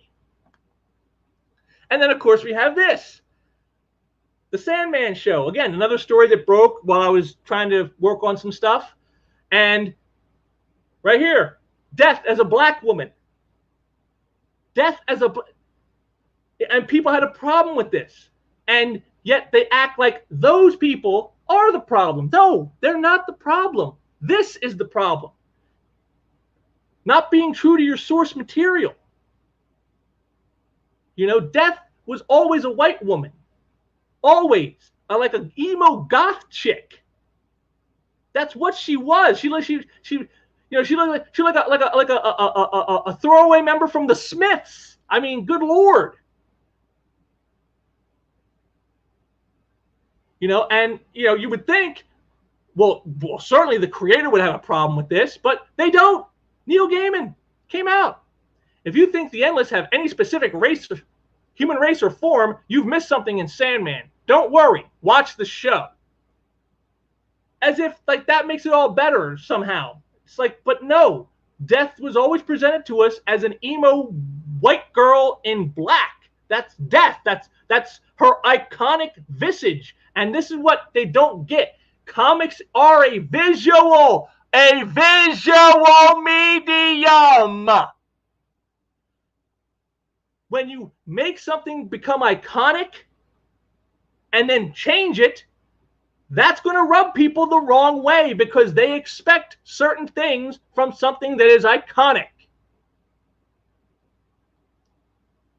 You know, Herbert Watt here pretty much nails it. Death, the most iconic and beloved character from Sandman. Her design was pure brilliance in its simplicity, and people love her and how she looks in the comic. As the creator, you knew this. And this is the one design you went, screw all that with? I hope the money was good. And that's all I can think, is he had to get some sweet, sweet Netflix money to throw it all away like this. Which, of course, then Gaiman responds, I always thought that people loved Death for who she was, the person that I wrote. I'm astonished to find that for some people, what they thought she was a white woman, and just a white woman. Well, first of all, no one said she was just a white woman, but yes, she was a white woman. That is how she was drawn. That is how she was presented in every single story we ever read. This is who she is. How can you be astonished that that look would be something that resonates with the iconography of the character? You're the creator of this. You should know this. But again, notice the ego, the person that I wrote. It's not about the character. It's about him. I wrote the character. It's about me. See, and this goes back to what I said in one of my previous ones. I think the one I did about what they get so wrong in comics now, the then versus now. what modern comics get so wrong. And, Denny O'Neil, he was of the kind, he got it. He understood that it's the characters that matter. It's the characters who are beloved, not the creators, not the people writing and drawing and editing them. It's the characters that are beloved by the audience. Now, some of that love can be transferred to those people when they show respect to the character and respect to the audience and do them well and create well-crafted, well-thought-out stories that are entertaining and have meaning to people. When you do that, then some of that love will transfer to you as the creator who's behind that story. That's why when people talk about, say, the X-Men, they say, oh, I love Jim Lee's X-Men.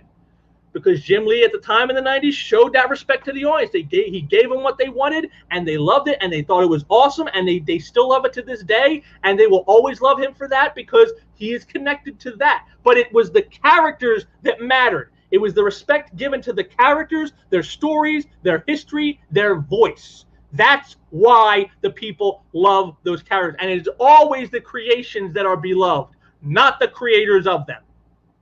But as you can see here, it's all about him. The person I always thought people loved Death for who she was. The person I wrote. I'm astonished. Me, me, me, me. It's all about him. And that's the problem. These egotistical assholes who think they're above the audience, they're above the creation, they're above everything. We can do no wrong. And if something goes wrong, well, it's obviously someone else's fault. Comics are failing? Well, that's not our fault. That's the audience's fault because they're a bunch of thieving pirates. That's the audience's fault because they were too stupid to get it. They didn't understand the books. You missed something. See, there it is right there. And again, he doubled down on this. Someone tells him, why sell out? Just stand by your work, or do you lack the intestinal fortitude? It irks me more that you just don't even give a fuck. And then Gaiman says, I give all the fucks about the work. I spent 36 years successfully battling bad Sandman movies. Well, I guess you finally gave up, I guess. You stopped deciding. Or did you only battle those bad movies because they weren't offering you enough? Was the payday not great enough? So you're like, oh, no, I'm not going to ruin it for this. But then here we get to the crux. I give zero fucks about people who don't understand, haven't read Sandman, whining about a non-binary desire or that death isn't white enough. Watch the show, make up your mind. Again, so we go back to that old chestnut we've seen before. You're not a real fan. You don't understand this stuff. You don't read the book. Well, I'll admit, I myself was never a Sandman fan. But you know who is? My wife. She has all the books. I can see them right now from where I'm sitting. There's a bookcase right across the room from me. And I can see all lined in a row the Sandman trade collections. All the various volumes right there. She went out and bought that new book. What is it? I forget what it's called. The Sandman something or other. Orpheum or whatever it is. It came out a few years ago. She bought that just because it was Sandman. Because she loved that work so much. She is a true fan. You can't say she doesn't understand or hasn't read the book. She has. And you know what? She hates those changes too, Neil. She hates the non-binary desire. She hates that you made Death a black woman for just for the sake of superficial surface diversity's sake. She hates those changes too, and she does understand the characters. She's read the book. Pardon me. She's read the work. But according to you, you give zero fucks about her. And that's the problem. And I love the tag at the end, watch the show, make up your mind. So as if to say, well, you still need to watch the show. No, we don't. And you've given us no reason to. All you've done is shown your ego and your callousness to the very people who helped make you successful, who enabled you to even get a Sandman Netflix deal. Without us, you would not have that. You know why? Because if it weren't for the people buying it, making Death and those characters icons, if it wasn't for them buying it and making that look like a successful franchise, they never would have approached your fucking limey ass. But you forget all that now that you've got your payday. You forget all that now that the success is yours. And that's where we come with all this. This is what I'm talking about. They do not care about the audience. They do not care about the creations. They do not care about anything except themselves. And that's the difference you see between the Western comic creators and the manga comic creators. The manga comic creators care about the audience, and they care about the creations. They don't want to damage the creations. They don't want to alienate the audience. But Western comic people, they don't seem as, you say, I give zero fucks about people. There you go. That's the problem.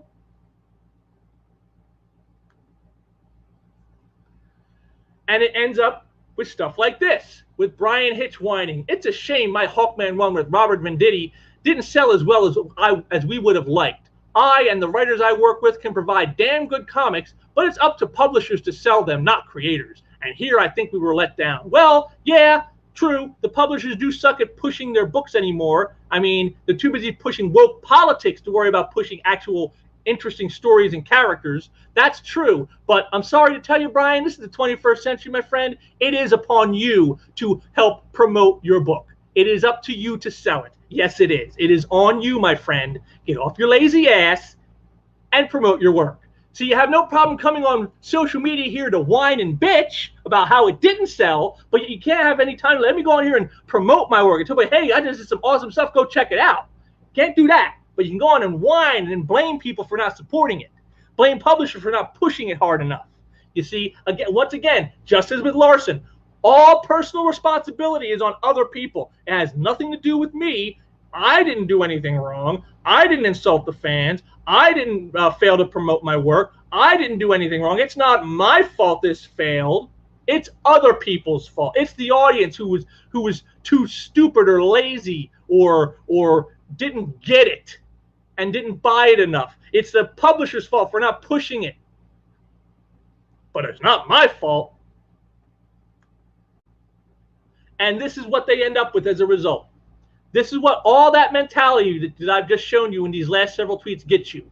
This is your audience, Western comic folks. Right here. This is your audience. That's why your audience is nothing but pirates now. Because all the paying customers are gone. They don't want you anymore. You've told them, we don't want your money, bigots. We don't want your money, Nazis. We don't give a fuck about you. We don't want people, we don't want fans who don't understand what we're doing, who don't get it. We don't want you. You're just bigots and we don't want you. Well, now you don't have us. And here's what you do have. So choke on it. You've earned it. But you know, it wasn't always this way. But here you go, the great Eric July, he pretty much sums up everything I've said for the last 2 hours here. He sums it all up right here. Comic pros have no self-reflection and will never concede that they suck. This is why they'll continue to write books for their peers and Twitter normies that don't buy books, but they do pirate them. Yes, there you are, right there. So this is who they've been marketing to for the last several years. People who don't buy the books. They have tarnished the industry. They have trashed the icons. They have alienated their main core audience. All for people that don't buy the books and instead rip them through piracy online. And now suddenly that's a problem because they've driven away so much of the core audience that they now can't make money. This after just telling us just last year, oh, comics are fine. Comics are doing great. Look at 1.21 billion. It's the best year on record in the last several years. Comics are great. They've never been stronger. And now here they are crying. Oh, we can't make a living because you're pirating the stuff for free. My, how the worm turns. I mean, it would be hilarious if it wasn't so monumentally stupid. And it was completely preventable because, you know, it wasn't always this way. here's these last few pieces I'm going to give you here are examples of how it used to be. This is from an issue of the Hulk. I did this one, I believe, in a couple of my live streams ago, where they were complaining about the AIDS issue, where Jim Wilson dies from AIDS. And Betty was on a hotline crisis with a guy who committed suicide as a result of finding out he was HIV positive. And people complained because it was a very downbeat story. It was not a happy ending for anybody. And so editor Bobby Chase wrote this several issues later when they were posting the letters in the letters page, back when they actually cared what the fans thought, even to some degree. And this is what she said about that. There seemed to be a general dissatisfaction expressed in the mail on this issue for what we didn't put in than for what we did. As a supporter of Peter's writing for almost a decade now, I'd like to stress that Peter is a comic book writer first, and the role of social commentator takes a back seat to this. Peter is allotted 22 pages every month to tell the fictional tales of the Incredible Hulk, not the Incredible Jim Wilson, not the Incredible HIV epidemic.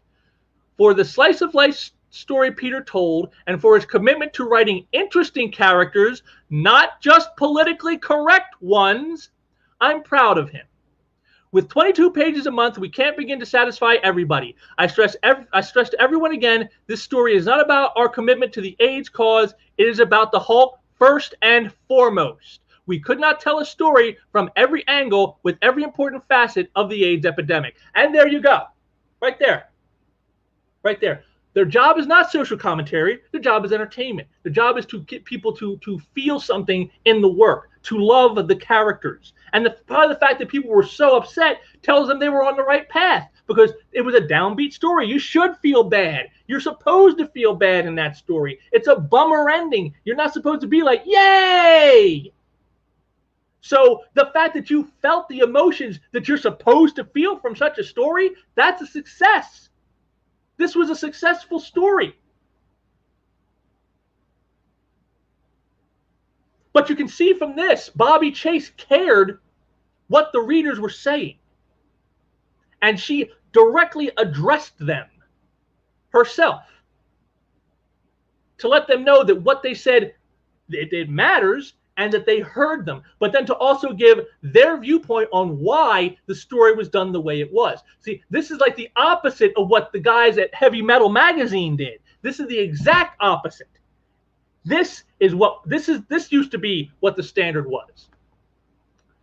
Even Neil Gaiman himself, who we just saw reamed everybody because, well, you don't understand, and I give zero fucks about people who don't understand. Even he, just several months ago, said, yes, but the fan base are fans, and they like the source material because it's the source material they like. So if you do something else, you risk alienating the fans on a monumental scale. It's not Batman if he's now a news reporter in a yellow trench coat with a pet bat, just like it's not Death if she's now a black woman with braided hair and not an emo-looking white chick in black. Isn't that funny, Neil? Isn't that odd? And by doing that, gee, you risk alienating the fans on a monumental scale, just like you did with your words. What amazing, isn't it? I mean, that he had that view just 7 months ago. And now it's completely done a 180. It tells you how bad things have gotten.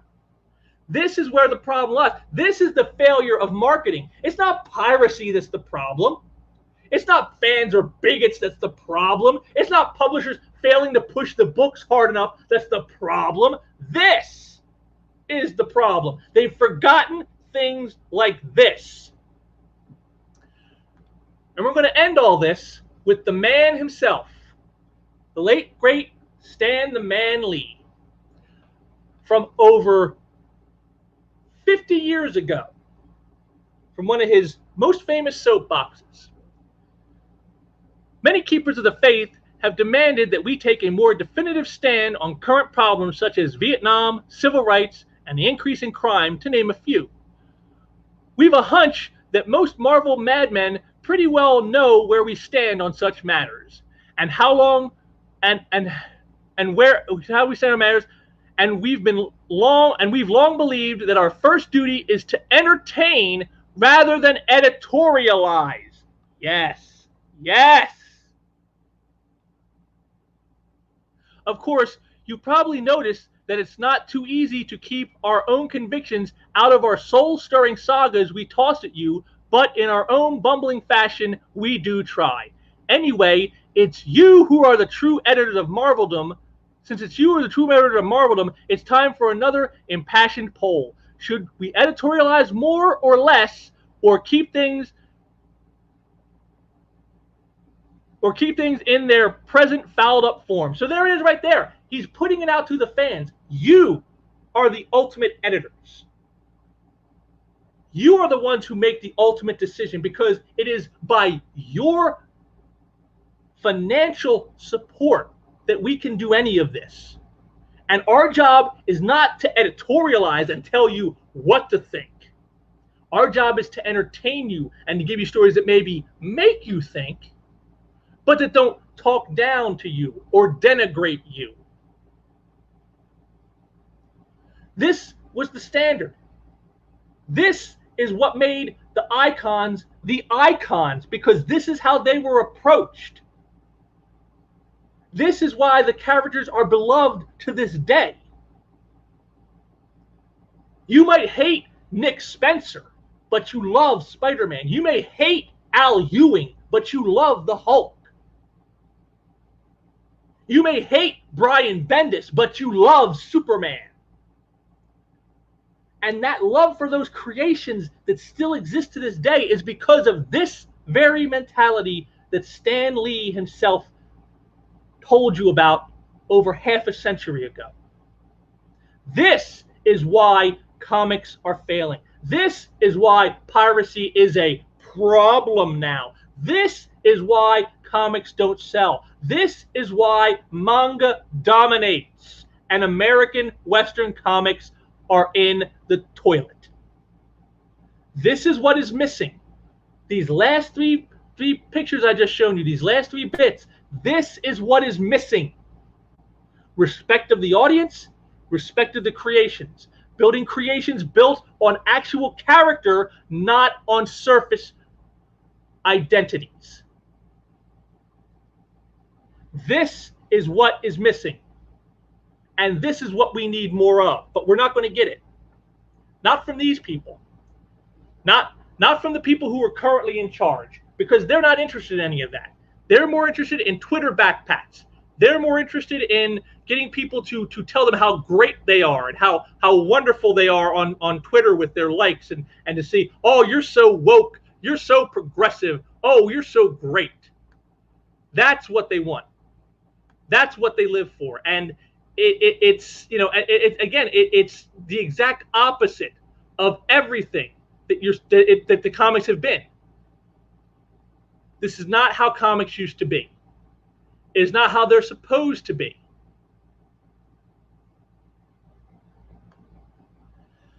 And that's the way it is. That's why you have the piracy issue now, because the people they have been aiming for, these quote unquote marginalized groups, they're not interested in the comics. They never were, and they still aren't. But oh, they'll take it for free. Of course, they'll take it for free. And now they say, well, we can't make a living doing this. It's like, well, that's the problem. You drove away the people who were willing to pay, calling them Nazis, calling them bigots, insulting them. And then suddenly you were left with just the people who want it for free. That's all you have. And that's why you are where you are. And that was all you guys. To Eric Larson, to Dan Slott, to Ron Mars, to Heather Ontos, to Tom Brevoort, to all you brought us here.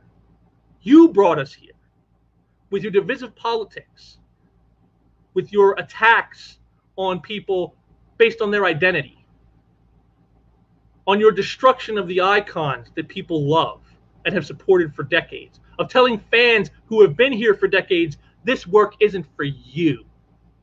And if you don't like my work, don't like my politics, don't buy the books. And now this is where you are. And again, rather than take any responsibility for that, you sidestep. Oh no, it's not us. It's piracy. It's fans that don't understand the stuff. It's them. They're the problem. It's publishers who aren't promoting the work the right way. No, you're not promoting the work the right way. As I said, if you went on social media and put half as much effort into promoting your works and half as much effort into the work to make it entertaining as you do in trying to virtue signal and to attack those you don't agree with politically, you probably wouldn't have to worry about piracy quite so much. But you're never going to learn that lesson, are you? No. And so manga will continue to dominate as it's been doing, and you will continue to flounder and fail. And eventually, yeah, I could see a point where, there will only be reprints done by the major publishers in America. And all of you will be out of a job. And what do you do then? You're not going to go over to manga. They don't want you. They've already told you they don't want you. They don't want your woke politics infecting their entertainment and their properties. They don't want that. You've destroyed your industry, and they're not going to let you destroy theirs. So where does that leave you now? What's left for you? Yeah, I mean, I used to be a huge buyer of comics, for decades. For decades and decades. I get virtually nothing from the mainstream. I think, I do my orders online now, and I think this month, I believe, is the last mainstream comic book in my orders. I have a few non-mainstream, indie titles I get, and then I got Archie comics that I buy for my niece. And then I got the crowdfunders I support. And that's it. No Marvel, no DC, no Image, no Dark Horse, no IDW, no Boom. None of the big publishers. I don't support any of them.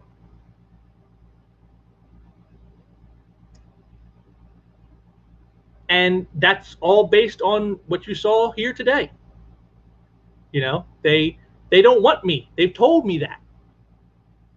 They don't want me as a fan. They don't want me as a consumer, as a customer. They don't want me. Their job isn't to cater to me. Their job is to cater to their peers and to blue-haired, blue checkmark weirdos on Twitter. That's who they want to work for. And they don't see me as the client. It's the publisher. Well, until the publisher stops publishing, and then what? And this is all preordained, and it's sad that it's come to this, but I don't know what else to tell you. This is what they've done, and we tried to tell them, but they just wouldn't listen. Guess some people just got to learn the hard way. That's just a sad end of the story, I guess. But we here at Sequential Treasures don't have to learn the hard way. In fact, our artists are always of the mindset that you are what matters. We want you guys to be satisfied. That's why we go out of our way. Because as someone who does this for a living, I can tell you, if I treated my customers the way the comic pros have been treating their customers, well, I wouldn't be selling very much art if I was doing that. So. And in that vein, to segue, as if on cue, we're going to head on over, and I'm going to remind you to, if you want to help support my artist and myself, just head on over to our art gallery right here, filled with lots of awesome art, as you can see. Lots of great stuff from great artists who really do want your support. Oh, looks like it didn't share. Had a problem sharing. Uh-oh. Gotta try it again. Share the screen.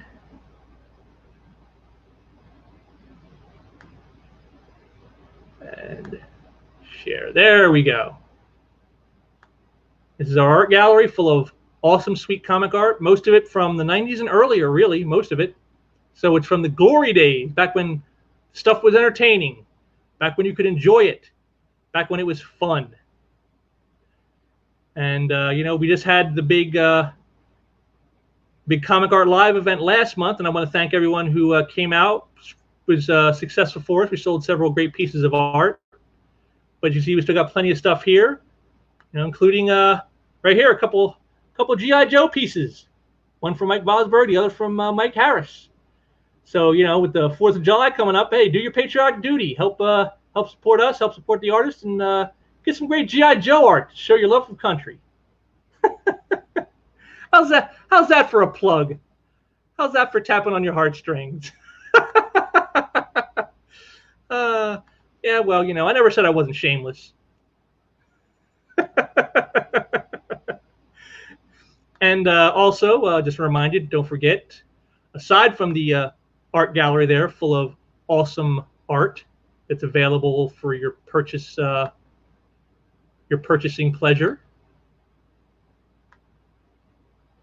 we also have our MeWe group, which is where we're at, where we post all of our great stuff over here. Here was a recent thing Mike Vosberg did, an actual live stream he did with someone else. Unfortunately, it wasn't with me. I'd like to do live streams like this with selling art with my artists, but till we get those subscriber numbers up, I don't think that's a viable thing. So, you know, help out the channel there, guys, and give some likes, give some, you know, subscribe to the channel here, and maybe once I get those numbers up, I can start doing that kind of stuff, because I would love to do this kind of thing at some point. But, you know, we got all our great fun stuff here. You know, I just did a post for Father's Day, a little classic Jack Kirby from FF Annual number 6 with the birth of Franklin Richards for all the dads out there. So, you know, we always try to keep it family oriented here on Sequential Treasures. So make sure to come on over to MeWe if you're on there, and if not, join up and come on over to our group and join us, because you'll keep on top of all the latest info, all the new stuff that's going on. And yeah, that's it. They're both that and the art gallery are linked below in the description section, right below here. So you can check them out there. And again, like I said, subscribe to the channel here if you're new, or if you're not, you know, just help share out some of these videos. I like to get more people in, more people connected. You know, I also want to thank someone who gave a great comment on my last video. Go and check that one out, the one about the manga domination. Go check that video out. There's a comment in the section there by a person who I thought was probably like one of the best comments I'd ever seen. I loved their comment. It's exactly the kind of discussions I was hoping to get with these live streams. So it was very nice to see. Thank you very much for that comment, my friend. And I hope more of you will do that. So if you got any comments, put them down below. Whether you liked what I said, didn't like what I said, you think I'm right, you think I'm wrong, whatever it is, drop a comment down there, because I definitely want to hear what you got to say. Unlike the comic pros, I actually care what you think. So, you know, I want to know what you're thinking about this stuff. And, you know, hopefully I won't take so long to do another stream, you know. And I'll have some stuff for you. Speaking of which, some of the artists, I've been talking with them, and they're going to be hopefully sending me some art soon. So hopefully there'll be some more Art of Unboxing live streams in the near future as well, because I always love doing those. Those are always fun for me. And I hope they're fun for you too, because for me, every time I get new stuff in from the artists, it's like Christmas, you know, just like, ooh, what's going to be in this one? Ooh, can't wait to open the package and see what we have. So hopefully we'll get some good stuff from them in the next couple of weeks here, and you know, we'll have that going for you. And I just want to thank you all for stopping by and listening to this rant, I guess, more than anything else. But you know, hopefully it gave you some stuff to think about. Hopefully it maybe made some points that you hadn't considered, or maybe that you did. Maybe it gave you some ammunition you can use for some of these guys when they come at you. So, like, you know, like if Eric Larson wants to tell you, hey, who's a socialist, you can just point to this video and say, hey, man, he pointed out someone who was a socialist right here in this video. Check it out. You know, so, you know, hook a brother up over here. You know, let them know about it. You know, let them hear it.